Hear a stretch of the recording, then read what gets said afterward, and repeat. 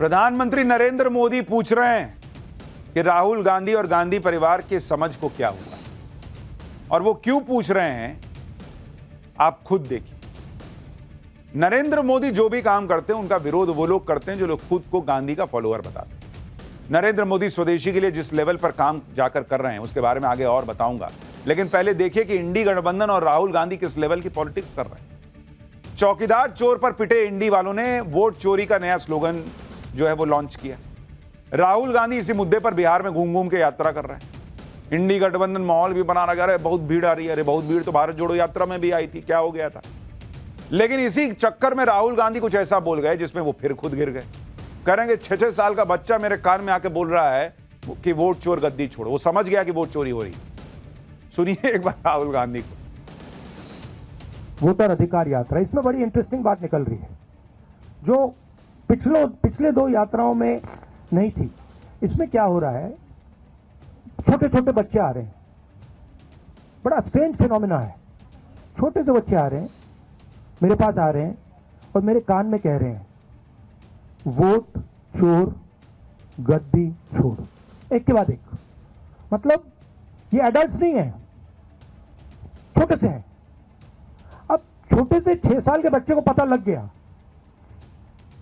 और एक नहीं, मतलब अनेक आ रहे, हजार, जहां भी जा रहा हूं वोट चोर गद्दी छोड़, वोट चोर गद्दी छोड़, वोट चोर गद्दी छोड़। अब चुनाव आयोग जाके इन बच्चों से बात कर ले,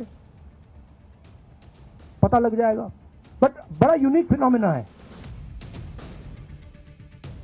राहुल गांधी कह रहे हैं कि बच्चे उनके कान में आके कह रहे हैं वोट चोर गद्दी छोड़। 6-6 साल के बच्चे, हजारों बच्चे आ रहे हैं।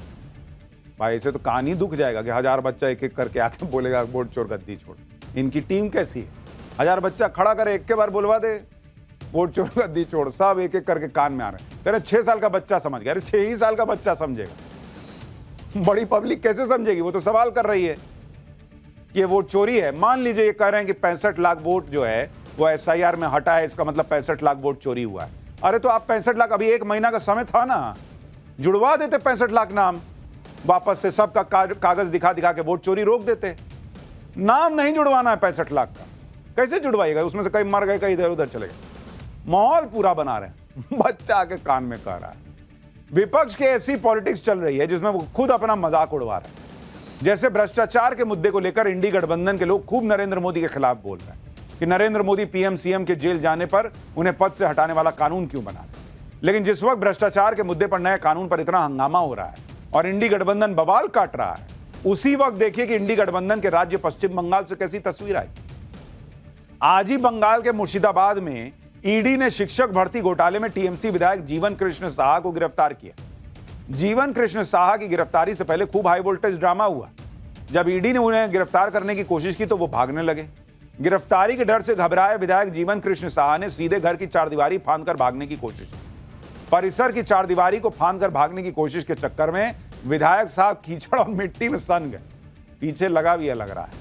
विधायक जीवन कृष्ण साहा की यह चालाकी काम नहीं आई। अधिकारियों और केंद्रीय बलों की टीम ने एक खेत से विधायक को धर दबोचा और गिरफ्तार करके अपने साथ ले गए। इतना ही नहीं, विधायक जीवन कृष्ण पर आरोप है कि उन्होंने सबूत नष्ट करने की भी कोशिश की और अपने मोबाइल फोन घर के पास बने तालाब में फेंक दिए। हालांकि ईडी की टीम ने तालाब से उनके दोनों मोबाइल फोन बरामद कर लिए। अब उन्हें फॉरेंसिक जांच के लिए भेजा जाएगा। तो ये तो हाल है, और उसमें हंगामा हो रहा है कि भाई कोई 1 महीने जेल रहेगा तो भी उसकी कुर्सी मत छीनो। एक तरफ ऐसी पॉलिटिक्स चल रही है जिसमें विपक्ष उलझा हुआ है, दूसरी तरफ PM मोदी अपना काम करने में लगे। हमने आपको बताया कि कैसे दुनिया की बड़ी बड़ी कंपनियां भारत को मैन्युफैक्चरिंग हब बना रही हैं। दूसरी तरफ डिफेंस सेक्टर में भी गजब का काम चल रहा है।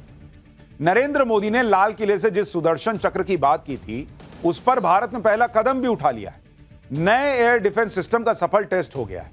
इस एयर डिफेंस सिस्टम का नाम है IADW, यानी integrated air defence weapon system.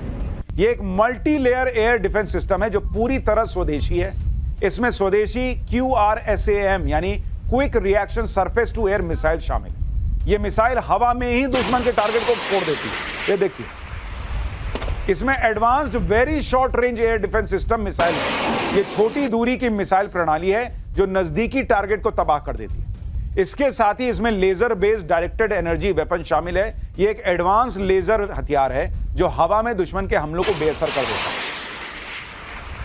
इस टेस्ट के दौरान 3 अलग अलग टारगेट सेट किए गए थे, जिसमें से 2 हाई स्पीड ड्रोन थे और जिन्हें डीआरडीओ के multi layer air defence system ने एक साथ तबाह कर दिया।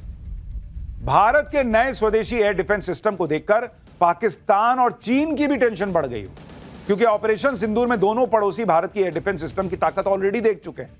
अब यह नया माल आ गया और अब तो पीएम मोदी इस ताकत को और बढ़ा रहे हैं। शनिवार को डीआरडीओ ने जिस multi layer air defence system का टेस्ट किया, उसमें लेजर वेपन सिस्टम को देखकर चीन के भी होश उड़ गए होंगे, क्योंकि लेजर वेपन सिस्टम बहुत ही लिमिटेड देशों के पास है, जिसमें चीन और अमेरिका शामिल है। चीन के सरकारी अखबार ग्लोबल टाइम्स ने भारत के नए multi layer air defence system को खारिज करने की कोशिश की। अखबार ने एक्सपर्ट के हवाले से कहा कि लेजर वेपन बहुत इंपॉर्टेंट है, लेकिन यह कितना सटीक है इसकी जांच होना बाकी है। चीन के एक्सपर्ट ने कहा कि टेस्ट में फायरिंग रेंज को चेक करना अलग होता है और युद्ध के मैदान में अलग होता है। मतलब ये लोग माहौल बना रहे हैं कि भारत बना तो लिया है, लेकिन क्या है पता नहीं चलेगा, नहीं चलेगा। फिर देना पाकिस्तान को हथियार, अभी राउंड 2 में किसी से फोड़ देंगे।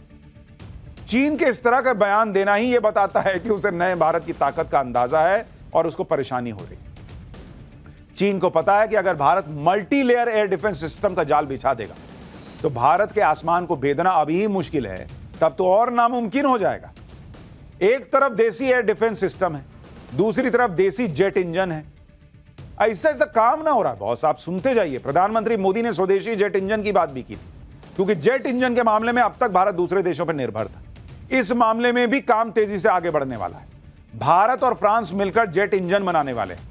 यह जेट इंजन भारत के स्वदेशी 5th जनरेशन फाइटर एयरक्राफ्ट में इस्तेमाल होगा। इस प्रोजेक्ट के तहत 100% टेक्नोलॉजी ट्रांसफर के तहत काम होगा। इस प्रोजेक्ट में फ्रांस की aerospace company saffron joint production करेगी। फ्रांस की कंपनी पहले से ही भारत में हेलीकॉप्टर इंजन बना रही, यानी भारत ने स्वदेशी जेट इंजन बनाने की दिशा में कदम बढ़ा दिया है। शुरुआत जॉइंट प्रोडक्शन से हो भी गई। सिर्फ फ्रांस ही नहीं बल्कि कई देश हैं जो भारत में जेट इंजन के प्रोडक्शन के लिए लाइन लगाए हुए हैं, और इसमें अमेरिका भी है। भारत और अमेरिका के बीच भी जेट इंजन बनाने को लेकर जल्द बातचीत आगे बढ़ेगी। यह जेट इंजन भारत के मल्टी रोल फाइटर जेट तेजस MK2 में इस्तेमाल होंगे। 2 साल पहले HAL यानी हिंदुस्तान एरोनॉटिक्स लिमिटेड और US defence company GE aerospace के बीच फाइटर जेट इंजन के ज्वाइंट प्रोडक्शन की डील हुई थी, लेकिन 2 साल से इस डील को फाइनल करने पर बातचीत चल रही थी। अब खबर है कि इस डील से जुड़ी जो कमर्शियल शर्तें हैं उस पर बात होगी। दावा है कि अगले 3 महीने में सब फाइनल हो जाएगा, और इस डील के तहत general electric aerospace 80% technology transfer को तैयार हो गया है, जबकि पहले यही GE एरोस्पेस कह रहा था कि नहीं 58% से ज्यादा टेक्नोलॉजी ट्रांसफर नहीं करेंगे, चाहे जो कर लो। अब कहा जा रहा कि नहीं 80% के लिए तैयार हो गया। यानी अमेरिका की डिफेंस कंपनियों को भी समझ आ गया कि भारत के पास फ्रांस जैसे विकल्प हैं, हम नहीं देंगे तो उससे ले लेगा। नरेंद्र मोदी ने जिस तरह से भारत में ही डिफेंस प्रोडक्शन की स्पीड बढ़ा दी है, उससे बड़ी बड़ी global defence. For more of such videos, do like, share and subscribe to ET Now Swadesh.